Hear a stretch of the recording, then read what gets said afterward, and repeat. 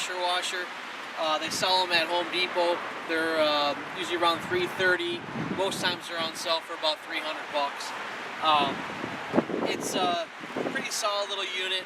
I've actually had one for a little while here, and so a couple of things I want to go over with it. I haven't had any issues with it mechanically, and it does the job. Obviously, if you go up into a higher range pressure washer, you're going to be able to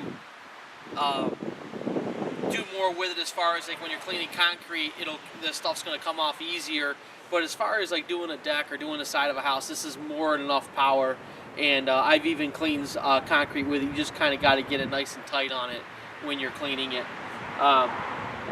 So, all right, I'm going to go freehand here, and we're going to take kind of go over the unit piece by piece. I'm going to show you how everything hooks up. Okay, so here we have it. It's got a Honda motor on it, which was something I was after. Homelite sells a little bit cheaper unit, and it doesn't have the Honda motor. I think it's the Briggs & Stratton on there. For the price difference, I'd say spend a little bit more money and get the Honda. It's pretty simple start setup. It's got an on-off on it, and you just basically turn it on, pull the choke out, make sure your fuel valve is open, pull your starter cord there, and it typically starts right up 1 or 2 pulls. Now, if you're starting one of these up, what I like to do is I like to try and have the water flowing through the hose as I'm starting it, so that there's no backup pressure on that pump when it starts. So I'm actually squeezing the trigger here while I'm pulling that, and I use a foot against the wheel to kind of hold it steady while I'm doing it. The hookups are all in the back here. You got your hose hook up there, and then this right here is for your wand, for your the pressure wand right there. That's where that hooks into. It's all just threads on. It's pretty simple out of the box. It does, you know, when they come, they don't come with oil in them. The oil is over here on this side right here.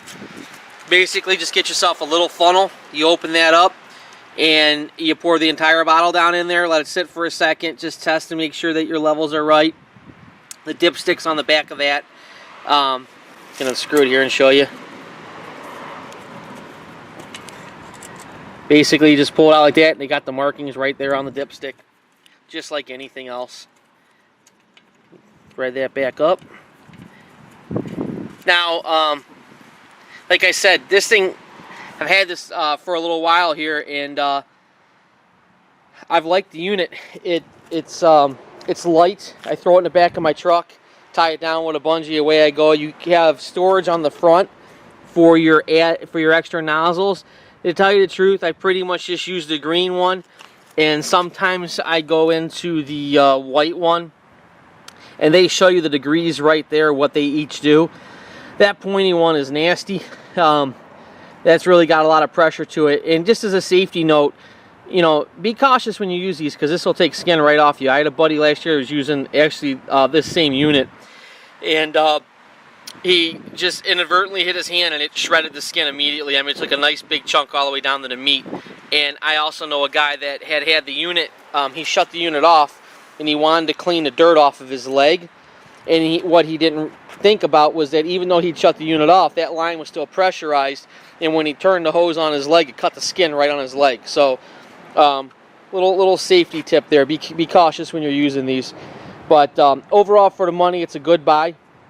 I do have one complaint on these, and it's the storage. I'm going to cover that in a separate video. So if you're thinking of buying these, also look at my follow-up video on this as far as one of the downsides to the Homelite 2700 pressure washer out of Home Depot. Okay, guys, that's pretty much it. I'm going to do a quick in-action shot for you. I'm going to do the hookup, show you how to start it, and then that'll be the end of this one. Thanks.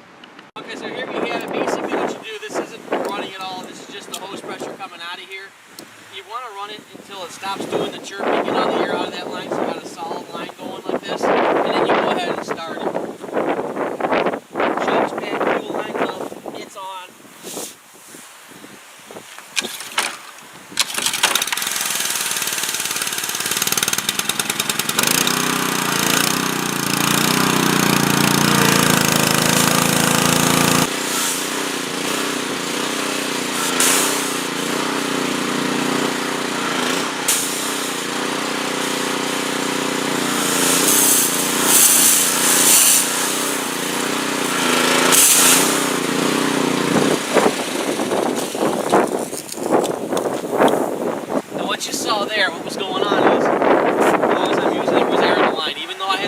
another start